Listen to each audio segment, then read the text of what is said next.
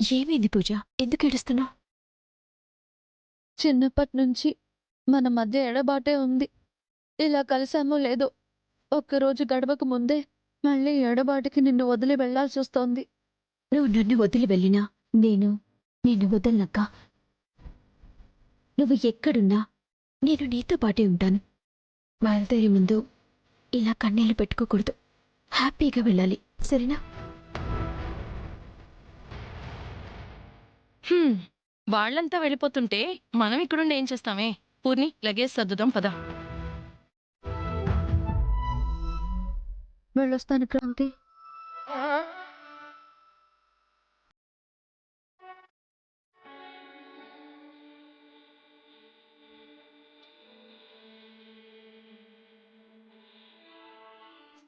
ఏ వైపుకు సాగుతోంది ఆలోచన?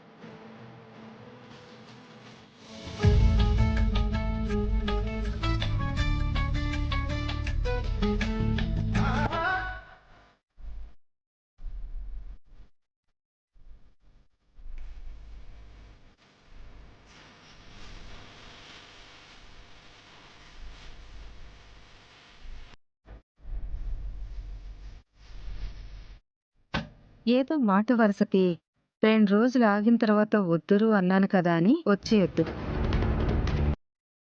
నా పర్మిషన్ లేకుండా నువ్వు కానీ వాళ్ళు కానీ అక్కడ అడుగు పెడితే నీ వాళ్ళకి ప్రమాదం.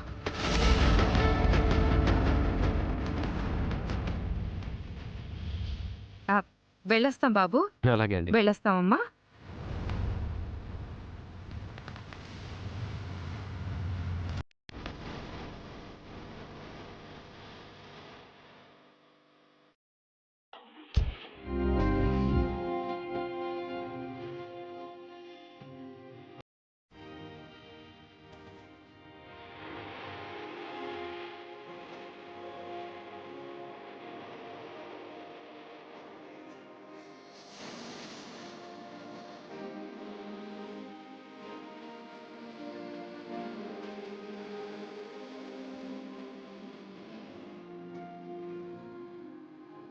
క్రాంతి, ఇప్పటి వరకు పూజకి ధైర్యం చెప్పి నువ్వేంటి అంత డల్ అయిపోయావు? ఏమీ లేదండి.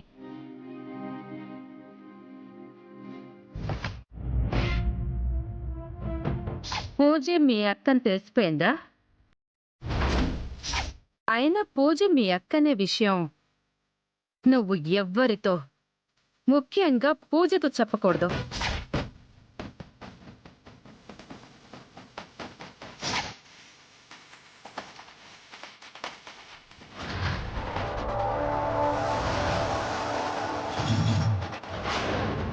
మా అమ్మ ఫోటో మీ ఇంట్లో ఎందుకుంది?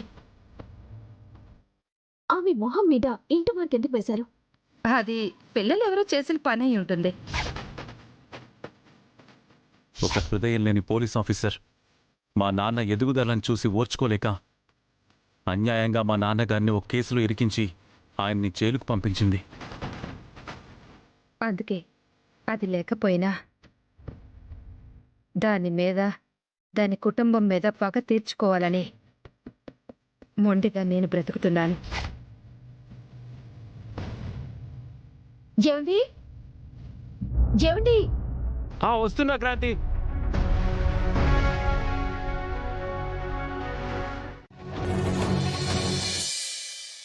ఒక క్రిమినల్ మైండ్ సెట్ ఉన్న శారదాదేవి జ్వాల అంటే ఎందుకు భయపడుతున్నట్టు? అదే అర్థం కావట్లేదండి. జ్వాల వెనకాల కూడా ఈవిడికి సంబంధించిన కథ ఏదో ఉంది అనిపిస్తుంది.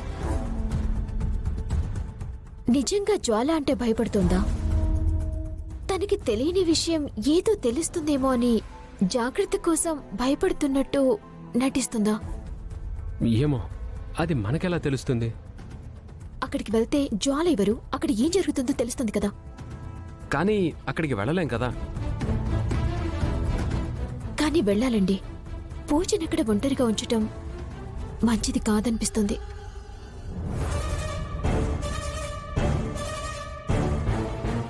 అయితే ఒక పని చేస్తే? ఏంటది?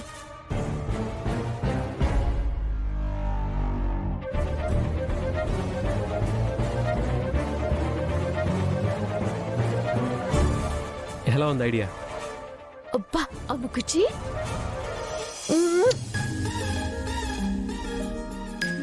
ఐడియా బాగుందా? సూపర్ గా ఉంది. అయితే ఇంకోటి పెట్టు.